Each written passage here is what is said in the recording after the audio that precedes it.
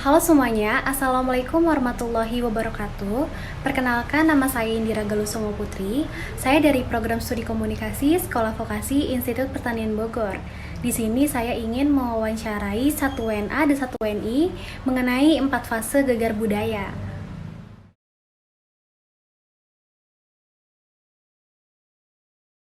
Halo Noval, apa kabar? Hi Indi, I'm wonderful today. And you?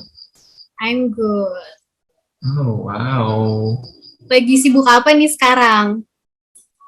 Kalau aku lagi sibuk kuliah aja sih. Karena kan udah masuk semester 2 ya, baru-baru ini. Baru seminggu yang lalu sih, gitu. Oke, boleh memperkenalkan diri dulu nggak sih, Noval? Oke. Hai semuanya, perkenalkan nama aku Novalimi Ramadan. Aku umur 18 tahun, asal dari Bekasi. Sekarang stay di Jogja. Karena ada urusan. Karena kampus aku tuh lagi membuka praktek di semester 2 ini gitu. Oke, jadi Novel ini stay di Jogja karena lagi kuliah nih, dan kuliahnya prakteknya ini lagi offline. Ya, benar banget nih. Oke, pengen tahu deh, Novel, yang membuat kamu terkesan pas pertama kali datang ke Jogja itu apa sih? Oh well, sama kayak orang-orang ya, kayak Jogja tuh wonderful banget gitu, kayak wow banget, bagus banget, cantik banget, apalagi kalau misalnya udah malam, wah hidup banget Jogja tuh. Jadi kalau misalkan main sehari itu gak cukup di Jogja gitu. Oke, jadi banyak tempat wisatanya nggak sih di Jogja tuh? Baik banget, baik banget. Di situ kayak ada dari wisata kuliner juga ada, wisata alam juga ada. Terus kalau misalkan kalian mau art atau segala macam itu juga ada. Pokoknya semua tuh komplit di Jogja gitu. Berarti kalau misalkan lagi libur tuh nggak pusing ya mau nyari tempat liburan kemana di sekitar Jogja? Enggak, enggak bakal pusing karena banyak banget pilihannya di sini tuh. Pasti bakal pusing milih yang ada. Oh my. Oke, yang kedua ini culture shock. Ada nggak sih yang kayak bikin kaget yang dari, Novel dari Bekasi kan?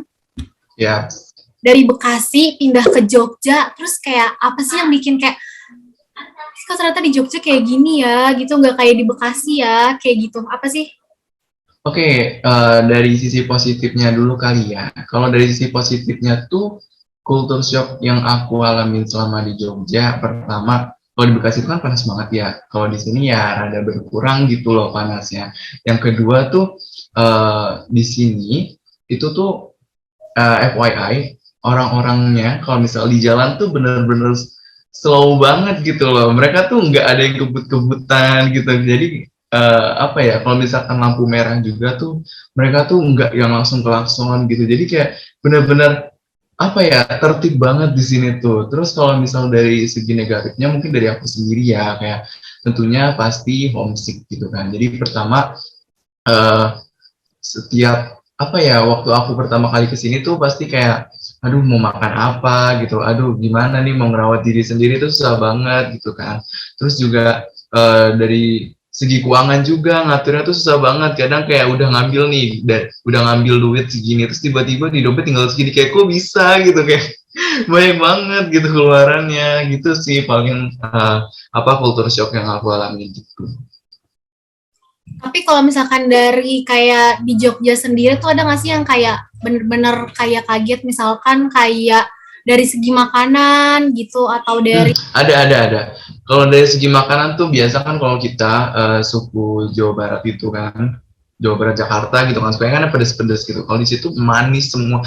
Bahkan aku tuh kalau misalkan makan pakai sambal tuh harus 5 sendok. oh Saking my nggak God. berasa pedes, kayak wow, kayak kurang banget gitu.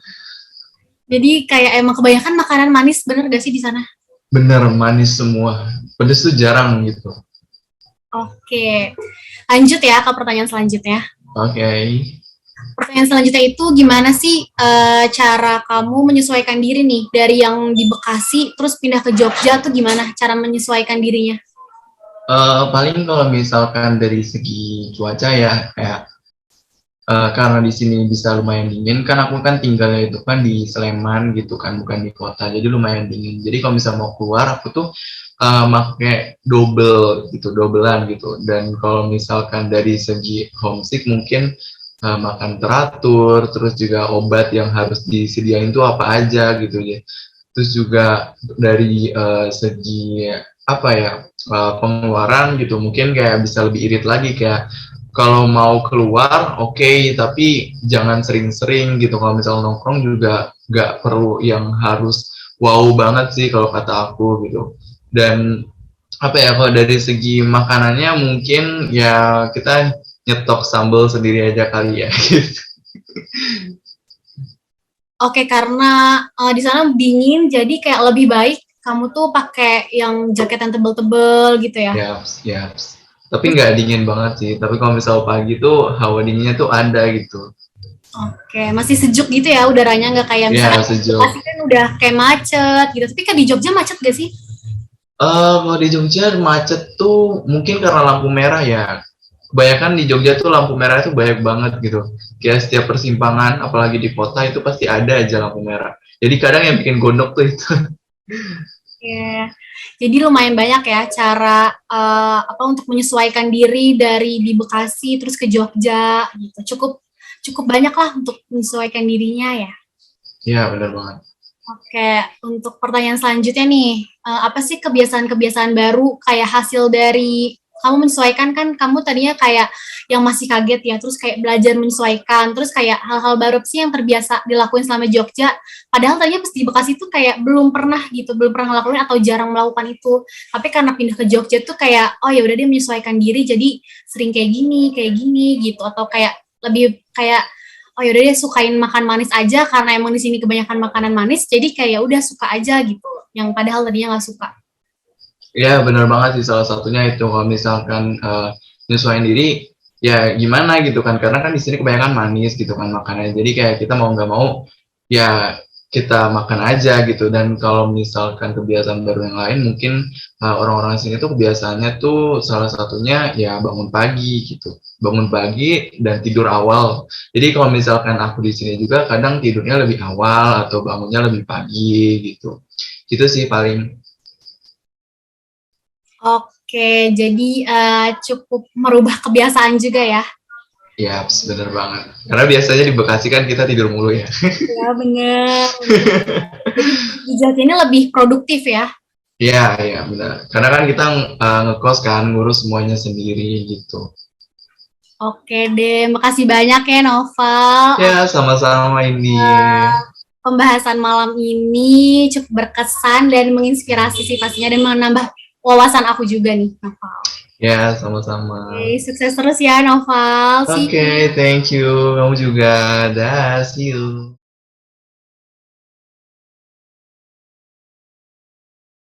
Halo Kak. Hari ini cantik sikit. Terima kasih Kak. Memperkenalkan Betul. diri ya Kak.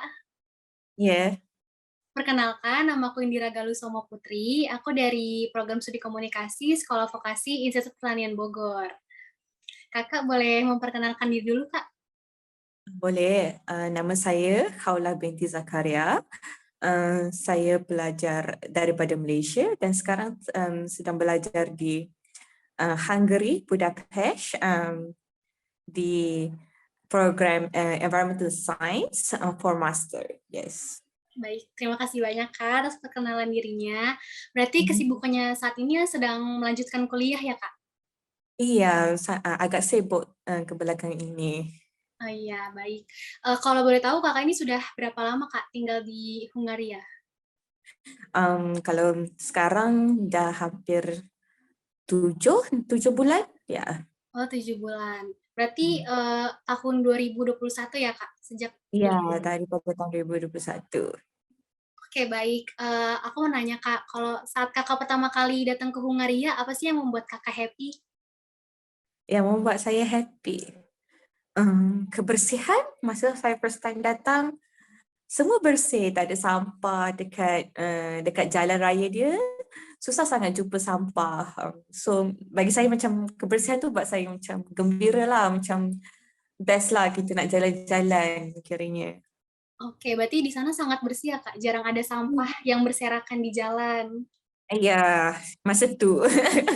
Ya, baik. Lanjut ke pertanyaan selanjutnya ya Kak. Uh-huh.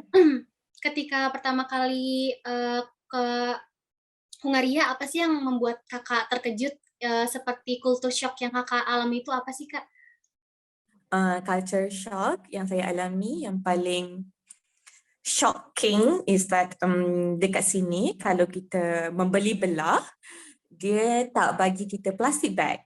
Contohnya macam kalau kita beli grocery kan, kita beli sayur ataupun macam minyak, telur, dia tak bagi kita plastic bag. Kita kena bawa bag kita sendiri ataupun beli reusable bag dekat kedai tu. So masa tu masa first saya pergi, saya of course lah kita tak ada bag kan. So kita macam nak letak kat mana barang? Macam tu lah. So macam tu culture shock, and then diorang ada self-service macam self-service counter untuk kita bayar. So bila kita bayar tu kita scan sendiri and then kita letak and then kita kena bayar sendiri. So masa mula-mula tu tengok counter tak buka, kenapa tak ada orang jaga counter kan? Rupa-rupanya kena bayar sendiri. So macam itulah benda yang macam agak mengejutkan lah saya boleh cakap. Sebab lain di Malaysia mana ada semua itu. Oh iya, jadi di sana kayak apa-apa sendiri gitu ya Kak? Iya, macam sendiri, macam kalau kita membeli itu sendiri, macam beratur, and then kita kena macam cepat-cepat lah untuk bagi orang lain pula untuk guna mesin layan diri itu. Jadi nggak boleh lama-lama, harus cepat-cepat gitu ya Kak? Harus menguasai juga ya Kak? Iya. Oh iya, baik. Kalau kita lama-lama nanti orang semua tengok kita macam tu. Iya benar. Baik, lanjut ke pertanyaan selanjutnya ya Kak. Boleh. Bagaimana sih cara Kakak menyesuaikan diri ketika saat pertama kali pindah ke Hungaria? Menyesuaikan diri macam saya pun tak adalah tipnya, tapi kita macam bila lama-lama kita dah selalu membeli, kita kan masak kat rumah kan, so macam lama-lama kita dah terbiasa, kita beli reusable bag kita sendiri, kita dah ada reusable bag. Kalau nak pergi grocery, guna reusable bag yang plastik punya. Kalau nak pergi fashion street, kita bawa bag kita. So macam kita dah ada, kita pun buat rutin macam diorang, kita ikut diorang punya cara. Macam itulah. Kita beli kita punya own reusable bag, I would say, yeah. In that sense, yeah, I would say. Jadi lama-lama terbiasa sendiri ya Kak? Ya, lama-lama terbiasa sendiri. Tak tahu macam mana, tapi lama-lama dah terbiasa macam tu. Oh iya, oke Kak, baik, terima kasih. Nah, kalau boleh tahu apa sih Kak kebiasaan baru Kakak yang tadinya pas Kakak tinggal di Malaysia ini Kakak tidak biasa melakukannya, tapi ketika Kakak pindah ke Hungaria menjadi terbiasa melakukannya Kak? Satu, selalu bawa reusable bag macam untuk pergi membeli. Dua, dekat sini diorang tak pakai straw untuk minum air. Oh iya. And then ketiga, bila kita buang sampah, kita segregatekan sampah tu. Tahu tak, kita macam asing-asingkan sampah tu, ikut plastik, ikut barang kertas, ikut barang basah. So macam kita segregate untuk recyclekan. Kita ikut macam recycle punya classification macam tu. So macam itulah tiga, macam I would say 3 good habit that I practice here. Oke, jadi di Hungaria ini sangat-sangat bersih ya Kak, dan masyarakatnya pun sendiri sangat tertib ya Kak di sana untuk tidak membuang sampah, tidak menggunakan plastik, seperti itu. Iya, diorang macam mungkin sebab itu salah satu daripada diorang punya regulation daripada government dia, so diorang ikut lah, kiranya macam tu. Tak banyak sangat sampah. Kalau tipulah kalau kata tak ada sampah macam Jepun kan, ada je sampah tapi tak banyak, kiranya macam sikit-sikit saja macam tu. Tapi dan diorang bersih lah, nak berbandingkan dengan, I would say nak berbandingkan dengan Malaysia. Ya. Oke, baik.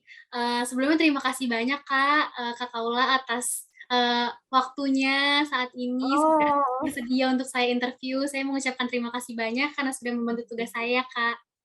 Tak ada masalah, okey saja.